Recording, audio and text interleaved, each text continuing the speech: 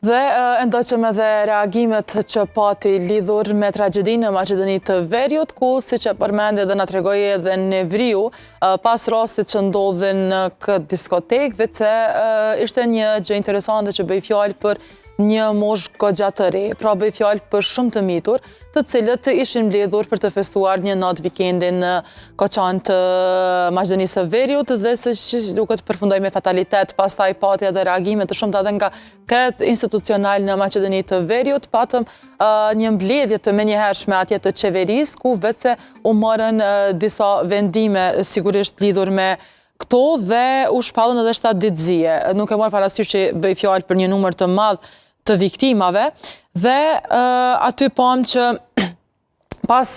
njoftimit se do të ishte pra për 7 ditëzie, pastaj viktimat që kanë qenë aty, bëj fjalë për 60 viktima dhe që tregoj Nevriu, kanë mbetur edhe 20 viktima të pa identifikuara si pasojë e zjarrit, pra zjarri i madh dhe ishte pamundur të identifikoheshin 20 viktima të tjera. Nëse flasim për atë, diskutohet se kanë qenë rreth 1500 në zënës student, fëmija, po çfarë do që ti referohemi një moshe goxha e mitur 14-15 vjeç, që kishin qenë të pranishëm në diskotekë dhe nëse flasim për vendimet që janë marrë, sipas zëvendës kryeministrit Arben Fetaj, kanë qenë që janë shpallur 7 ditëzie në ndërim të viktimave, madje kanë ngarkuar Inspektoratin Shtetëror të Tregut, që brenda 3 ditëve të ardhshme të kryejnë mbikëqyrje të jashtëzakonshme në kabaret dhe në klubet e natës, dhe madje është aktivizuar edhe mekanizmi i asistencës ndërkombëtare për mbështetje në këtë situatë të rëndë për shtetin Maqedonas. Dhe tashmë do të lidhemi vetë edhe në lidhje direkte me Fitim Kryeziun dhe me Ariton Ramën dhe shpresoj që janë me ne. Fitim dhe Ariton, faleminderit shumë që jeni me ne sot.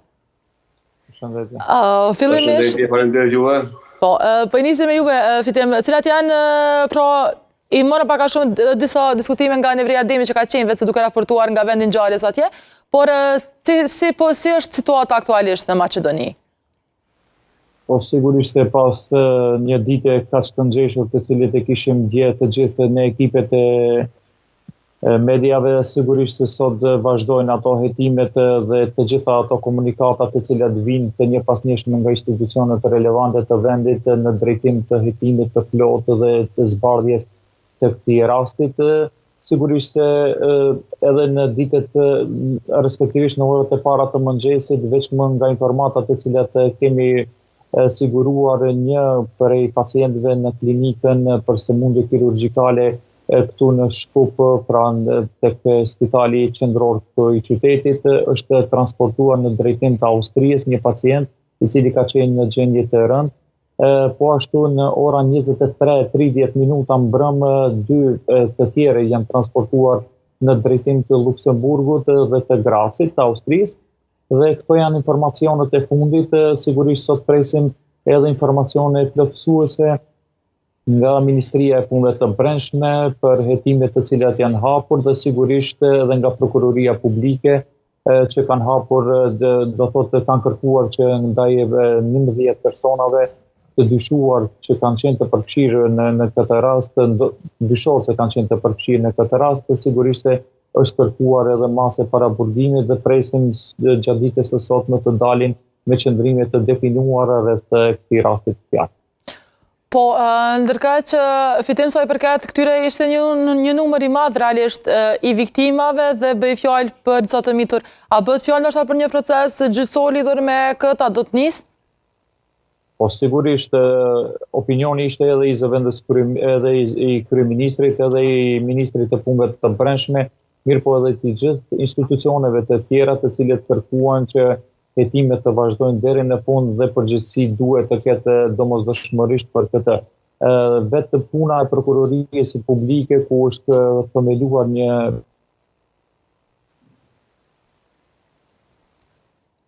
Po, me sa duket kemi pak probleme me Fitimin, por në linjë direkte që brenda do të jetë edhe profesori universitar Ariton Rama. Mirëmëngjesi, zoti Rama, dhe faleminderit që jeni me ne. Mirëmëngjesi Prishtina, faleminderit juve për interes. Faleminderit dhe juve. Zoti Rama, pra po flasim konkretisht për këtë, si është pritur realisht një ngjarje e tillë dhe si e shihni ju marr parasysh gjitha këto kontekstin e kësaj ngjarje? Nëse flasim për aspektin e kontekstit të kësaj ngjarje, mendoj që edhe një Republika Maqedonisë Veriore dëshmoi që aspekti dhe fryma institucionale është mbi bazën e rastësisë apo mbi bazën e spontanitetit, e cila kjo nuk është natyrshmëria reale institucionale. Pra, Republika Maqedonisë për 4 vite pati shumë raste të cilët nga tetova ku në spitalin modular u djegën pothuajse 14 pacient, dulmoturës dhe besa trans, cilën ishin pasagerët në një kompani autobusi që humbën jetën mbi 50 persona, dhe kjo rasti i fundit dje tregoi që fryma institucionale, natyrshmëria institucionale e Republikës Maqedonisë Veriore nuk është në rrugën e duhur dhe harmonizimin real për zbatimin dhe përgjegjësinë e saj. Prandaj them që ky kontekst edhe një herë tregon edhe nxjerr në pa që niveli korruptiv institucional në Republikën e Maqedonisë Veriore ka mbrirë në skaje ku është rikthyer si një gjelati më real i përditshmërisë tonë, gjithmonë duke dëshmuar ato sepse për hir të korrupsionit, për hir të malverzimeve të ndryshme të cilën bën raport institucional me sektorin, sidomos me sektorin privat, por rezultohet me fatalitete të skajshme. Prandaj uroj që kjo të jetë për rasti i fundit në këtë çast e cilën po humbim jetë njerëz dhe sidomos po humbim jetë trish. Kjo edhe një herë dëshmon që institucionet e Republikës Maqedonisë Veriore vetëm se kanë qenë të improvizuara. Prandaj këto, nëse një shtet është improvizuar, atëherë edhe përditshmëria jonë normalisht që do të jetë në një suaz të fatit dhe të ekzistencës se do të jetojmë apo nuk do të jetojmë. Po, realisht, zoti Rama, si reflekton një ngjarje e tillë edhe tek standardet e sigurisë në vend, konkretisht në Maqedoni të Veriut? Po, nëse flasim në aspektin e literaturës të sigurisë, kur ne dalim për të shijuar një jetë zbavitse ose për të udhëtuar dhe nga ana tjetër i kthehemi me një situatë tragjike me përmasa lufte, kjo tregon se siguria e një shteti, sidomos në elementet bazike, ka dështuar. Dhe kur kemi aspektin e dështimit në aspektin e përditshmërisë, kjo tregon që siguria Republikës Maqedonisë Veriore është mjaft e brisht dhe nuk e ka natyrshmërinë e saj për realizimin e një jete normale. Kur e themi në këtë premis, kur përditshmëria jonë, jeta jonë normale nuk bazohet vetëm në aspektin e frymës dhe lidhjes institucionale, atëherë tregojmë që kjo siguri është absolutisht nuk është në harmoni me atmosferën tonë jetësore. Mendoj atëherë që ky shtet duhet të merr seriozisht, kur themi bashkë seriozisht, ekzistencën e saj dhe njëkohësisht duhet të riformatoj pothuajse gjithë strukturën e sigurisë institucionale. Po, ndërkaq tash është rikthyer vetë në linjë edhe Fitimi. Fitimi, nëse po më dëgjon, si mund të komentohet realisht ky reagimi i institucioneve të vendit lidhur me situatën e shkaktuar gjatë ditës së djeshme? Sa kanë qenë realisht në shërbim, ashtu po themi, institucionet gjatë ditës së djeshme?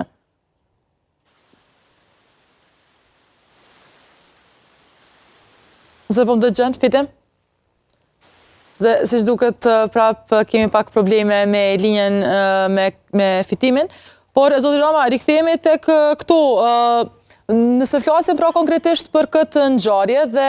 sigurisht edhe ndikimin që mund të ketë pastaj kjo, a mund të jetë si një lloj penalizimi ashtu apo edhe mungesë e verifikimeve? E dim që bëj fjalë për 1500 të mitur, të cilët ishin prezent në këtë lloj diskoteke, po i referohen ashtu ndonë se ishte pa licencë. Dhe a mund të ndikojë edhe kjo a mund të komentohet si mungesë e kontrollit të institucioneve? Kjo tregon edhe një herë domino efektin të cilën korruptiv dhe mos përgjegjësinë institucionale që ne kemi vetëm se në atmosferën e Republikës Maqedonisë Veriore. Pra, kjo pajtohem plotësisht me ju që tha që nëse do të ishin verifikuar në kohë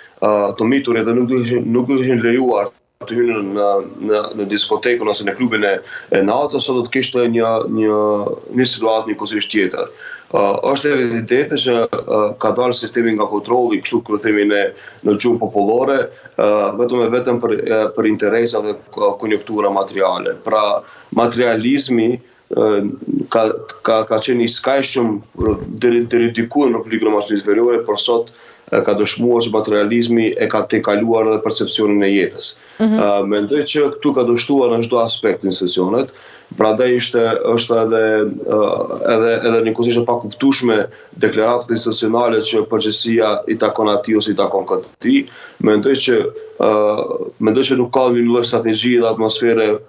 sinkronizuese institucionale dhe normalisht kjo vepron me shkak pasojën dhe jo për ta paraprir pasojën. Nëse një institucion vepron në bazë të shkak pasojës, atëherë normalisht që kjo nuk ka edhe karakterin institucional. Pra, në këtë format, nëse presim konceptin e shkak pasojës, ku shkaktohet shkaku dhe mandej ne kërkojmë pasojën e shkakut, atëherë normalisht që kjo tregon jo profesionalizëm dhe jo njëkohësisht nuancë të përgjegjësisë. Prandaj mendoj që të gjithë elementi institucional i sigurisë ka dështuar, në qoftë në aspektin e menaxhimit të licencës të klubeve të natës, qoftë njëkohësisht në ruajtjen e ambientit ndaj raportit të miturve, të cilën janë të kishpërdorë jo vetëm në ato që kanë lejuar brenda, po tregohet që ka pasur edhe shitblerje të shumta të narkotikëve, të cilën mandej kanë pasur të vështirë të orientohen për dalje, e shumë çka tjetër. Kjo tregon që ky rast tregon edhe një herë që ky shtet ka probleme serioze në brendësinë e saj. Po, por çfarë mund të ketë realisht një gjë e tillë, një veprim i tillë? Po i referohemi zotrit Fitim tashme qenë se kemi në linjë direkte. Çfarë mund të ketë një ngjarje e tillë Fitim në çështjen e industrisë argëtimit konkretisht? Një veprim i tillë sa mund të ndikojë pastaj edhe në zhvillimet tutje? Po, ajo që është më me rëndësi është fakti se nuk duhet tani ky rast të politizohet dhe të jepet një drejtim i ndryshëm nga ajo të cilët fillimisht është hapur në hetimin paraprak. Unë mendoj që ka edhe rrugë të tjera të cilat po dëshirojnë të japin një pistë tjetër ose të flitet për ndonjë destabilizim eventual të gjithë situatës këtu në Maqedoni, duke aluduar në atë se prindërit, mirë po edhe opinioni, mirë po edhe në rrjetet sociale sot është paralajmëruar edhe një protestë në ora 13 që do të mbahet, dhe kjo është e dhim.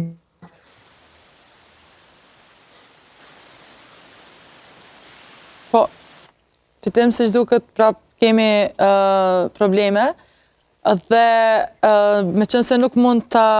rifreskojmë aktualisht, Zoti Rama do të vazhdojmë me juve, pra po paralajmërohet vetë një protestë për orës 13 dhe a është kjo ajo çfarë mund të bëhet në këto situata, apo ndoshta edhe nëse patëm edhe një mbledhje të qeverisë gjatë ditës së djeshme, vetë nga ora 16 që është mbajtur? Jam dakord me paralforsin, pra me Fitimin që po kishpërdoret ashtu në frymën politike, normalisht që po paralajmërohet ose po parashikohet lloj skenari i Beogradit, e cila është e cila pak a shumë kishte një gjeshmëri mbi bazën e përgjegjësisë institucionale. Mendoj që protestat, nëse do të ishin të pashruese, edhe njëkohësisht me një lloj koncepti konkret, pa influenca politike, normalisht që kjo protestë është mirë se ardhur, ndoshta për ngritjen e vetdijes politike dhe përgjegjësisë politike për dy taborët. Por nëse kjo protestë, ashtu siç po pretendohet, ka njëkohësisht një lloj backstage politiko-partijak, kjo normalisht nuk është as pak e pranueshme, sepse mund të jetë një lloj trazire apo një lloj ngërçi politik i panevojshëm, sepse unë mendoj që këtë javë të parë ne do të mirëmi kryesisht me orientimin dhe fokusin kryesor tek familjet e viktimave dhe të atyre të cilët po priten të mjekon, dhe mandej normalisht që duhet të shikohet një lloj skenimi total i rastit, fillimisht kush janë përgjegjësit, kush e ka realizuar këtë licencë false dhe kush njëkohësisht e ka provuar që kjo të jetë funksionale, dhe mandej normalisht që do të marrin për masat edhe më racionale të qytetarëve, nëse vlen apo nuk vlen të protestohet, apo a është rrugën e duhur institucionet për ta menaxhuar ose njëkohësisht për të dënuar përgjegjësin. Mendoj se shumë herët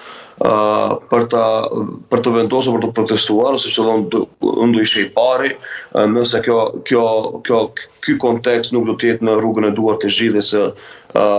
të skenarit real të përgjegjësve real. Prandaj mendoj që ne duhet të jemi të vigjilent mbi bazën e asaj që jam dakord që studentët e Beogradit kanë krijuar një lloj vedie rajonale, por mendoj që ata kanë pritur fillimisht skenarin dhe mandej kanë parë që nuk ka rrugdalje tjetër. Mendoj se sot është shumë herët për të protestuar, derisa një herë të qetësohen situata për ta parë më mirë mjegullën e kësaj tragjedie të madhe në vendin tonë, dhe mandej mendoj që qytetarët duhet veprojnë mbi bazën e asaj se cilën është realizuar mbi hetimin, mbi përgjegjësit e shkakut të kësaj tragjedie, dhe mandej duhet gjykuar dhe duhet vepruar. A pritet zotëri Rama që një ngjarje e tillë se të krijojë ndoshta edhe nevojën për ndryshimin e legjislacionit për siguri në vendet publike në këtë qeveri? Mbi gjithë unë pres që kjo të reflektoj në fillimisht në sigurinë kombëtare. Pra, këtu mendoj që siguria kombëtare është e kalbër dhe vjetruar, e stërngarkuar është e lelmuar mbi rastet korruptive. Mendoj që ka ardhur koha që t'i japim fund këtyre elementeve, të cilat kemi dokumentet e falsifikuara, dokumentet e pa verifikuara, të cilët të jepin licencave vetëm me asetin material. Mendoj që edhe nëse ndryshojnë legislacionet, edhe nëse vinë struktura tjera, nuk do të jetë koshtisht funksionale ose efikase nëse brendësia institucionale nuk ndryshon. Mendoj që në brendësinë institucionale kemi nga gjitha llojet të strukturave të ndryshme partijake, e kanë stërmbushur administratën, e kanë stërmbushur, domethënë edhe njëkohësisht qasjen policore inspektoriale. Pra, nëse deri tash asnjë palë në strukturë partijake nuk posedon një lloj strategjie konkrete mbi heqjen e korrupsionit dhe njëkohësisht manovrimeve të ndryshme institucionale, sidomos në aspektin e sigurisë dhe në aspektin e shëndetësor arsimor, mendoj që nuk është efektive edhe nëse ndryshon edhe 10 legjislacione. Prandaj mendoj që ne nëse ata mendojnë të krijojnë një lloj elita politike duhet të krijohet mbi strategjinë rinore, politike rinore, sigurisë dhe njëkohësisht arsimore. Bazën e këtyre strategjive konkrete do të jetë efikase për zbatimin në terren. Mendoj që kjo do të ishte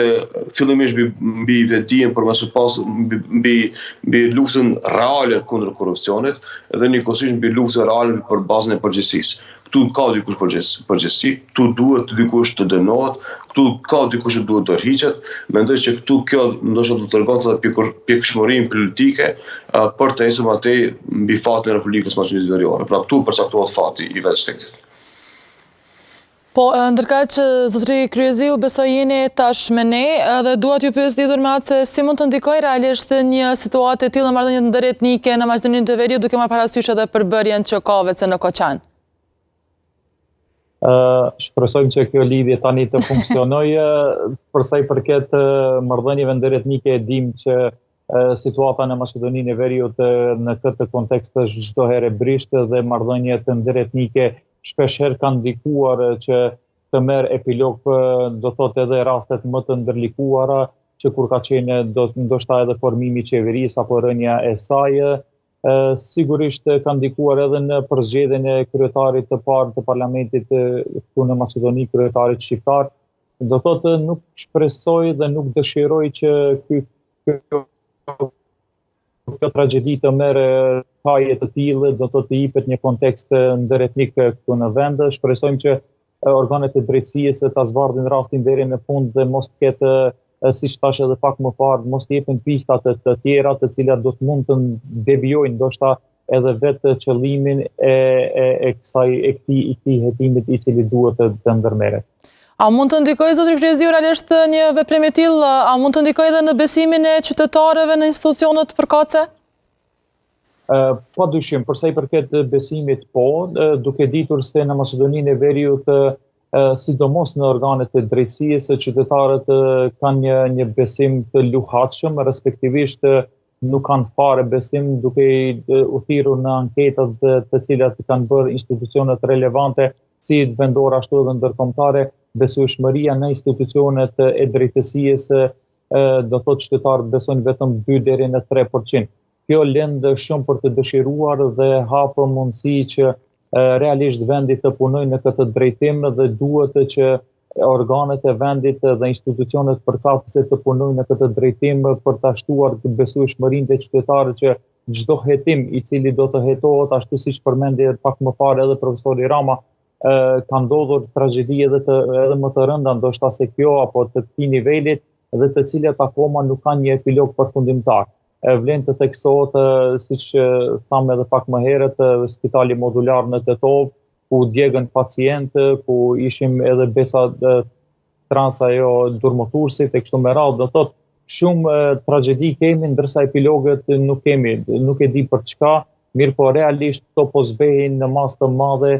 besueshmërinë dhe dëshiren e gjithë qytetarëve që kemi institucione përkatëse relevante dhe të cilat do të mundë që këtë vend definitivisht ta drejtojnë në rrugën e drejtë dhe të rritet besueshmëria ashtu siç i përket një vend kandidat për në Bashkimin Evropian. Po, dhe do të kryziu, si mund të ndikoj realisht një tragjedi e tillë në ekonominë e Koçanit dhe sa mund të ketë kjo ndikim edhe në ekonominë realisht të rajonit për rreth tij? Nuk e di sa mund të ndikojnë në çështjet ekonomike, për shkak se ajo pjesë e Maqedonisë ndoshta është edhe ashtu shumë e varfër dhe jo që ka gjeneruar do të ardhurat të mëdha për buxhetin e vendit, për shkak se është një pjesë ku zakonisht nuk kemi shumë kompani ose investitorë të huaj të cilët kanë hapur atje fabrika të mëdha të cilat mund të gjenerojnë të ardhurat për buxhetin e vendit. Nuk mund të ketë ndoshta pasoja, mirë po është vetëm një rast i thjeshtë i cili duhet vetëm të hetohet për hir të atyre viktimave dhe jo që mund të jep pasoja do thot në ekonominë e vendit. Po, dhe për fund, zoti Rama, duhet ju pyes lidhur me atë se çfarë masash realisht mund të ndërmerren, ashtu çfarë propozoni ju, çfarë shihni që të ndërmerren në situata të tilla për të parandaluar ndoshta edhe për të pasur një menaxhim më të mirë të krizave nga vetë qeveritarët? Para se të përgjigjem në aspektin konkret, unë duhet njëkohësisht të falenderoj sidomos popullin shqiptar Republikën e Maqedonisë Veriore, të cilën nga shumë deklaratën nga pjesëtarët të cilët janë viktima të drejtë për drejtë, familjarët të cilët kanë viktima të drejtë për drejtë në Koçani, janë falenderues të popullit shqiptar, të cilët në mënyrë vetanake kanë shkuar atje për të ndihmuar, për të ofruar vendbanime në Shkup gjatë qëndrimit të tyre këtu në Shkup për të hospitalizuar njëkohësisht të afërmit e vet, kanë ndihmuar në mënyrë të drejtë për drejtë dhe këtu e kanë dëshmuar edhe njerëz që shqiptarët kur janë në raste të tilla nuk shikojnë as problematika ndëretnike, as njëkohësisht paragjykimet të cilat mund të kenë brenda nesh. Prandaj e kanë dëshmuar edhe një herë aspektin vullnetar, aspektin human të cilën e kemi si koncept traditës kombëtare. Pra është fascinuese se si organizohen shqiptarët për të ndihmuar familjarëve të Koçanit në mënyrë ndoshta individuale dhe organizative. Nëse sa përket pyetjes konkrete, mendoj që Republika e Maqedonisë Veriore e ka një test final mbi asaj se si do të përgjigjen sidomos prokuroria e vendit. Tashmë janë vetëm se të intervistuar mbi 20 persona, kryesisht nga struktura më të larta politike deri tek inspektori i thjesht në këtë rast. Unë jam skeptik, me thënë të drejtën, se si do të ecë ky proces. Nga ky prizëm, sepse kemi parë në të kaluara se kjo ka qenë e stërgjatë dhe këto elemente të stërgjatura reduksionale madje kanë humbur natyrshmërinë reale për të besuar institucioneve. Mendoj që është testi final i institucioneve të Republikës Maqedonisë Veriore për të vepruar, pres një gjykim profesional dhe pres njëkohësisht një selektim real mbi fajtorët dhe mbi përgjegjësit. Dhe normalisht kjo uroj që ky mekanizëm nëse ndodh realisht ashtu siç pritet, ashtu siç u deklarua ministri i Punëve të Brendshme dhe kryeministri i vendit, do të jetë njëkohësisht edhe vedi edhe për situata të tjera që inspektoriatet edhe njëkohësisht institucionet e sigurisë të jenë më fleksibil mbi veprimet e tyre në përditshmërinë reale.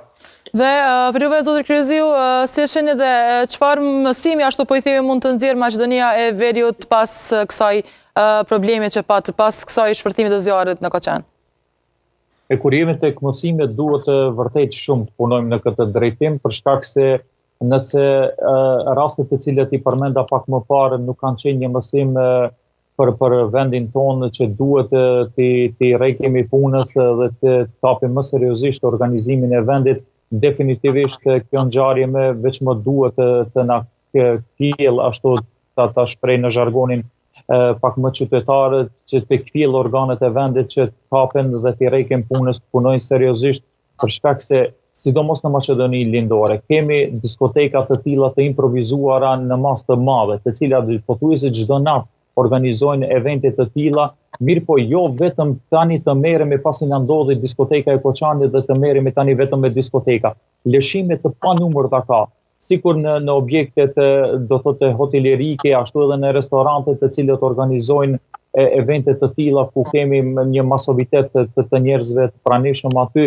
dhe pa kurrë përgjegjësie. Si në aspektin e ushqimit, ashtu edhe në aspektin e hyrjes, daljes, në rasteve emergjente e kështu me radhë. Do thotë sinqerisht ka shumë punë për institucionet e vendit dhe duhet që definitivisht nga ky rast të nxjerrim ato anët pozitive dhe të rrekemi punës ashtu siç thash dhe inspektorati të bën punën e saj dhe realisht të ndëshkon të gjithë ato dhe të mbyll objekte që mos presim që të na ndodh edhe një diskoteke e Koçanit apo e dikujt tjetër. Po, dhe ju falenderoj shumë edhe me këtë përgjigje po e përmbyllim vetë emisionin zotën. Faleminderit shumë zoti Kryziu dhe faleminderit shumë zoti Rama. Faleminderit juve për interes. Faleminderit shumë. Me kaq të nderuar shikues, vetë po e përmbyllim emisionin e sotëm të ditës së re, ndërkaq unë le ta kem nesër nga ora 7 në mëngjes dhe do të flasim edhe për disa tema të tjera. Sigurisht kjo ngjarje tragjike që ndodhi në Koqen të Maqedonisë së Veriut ka goditur jo vetëm Maqedoninë e Veriut, por edhe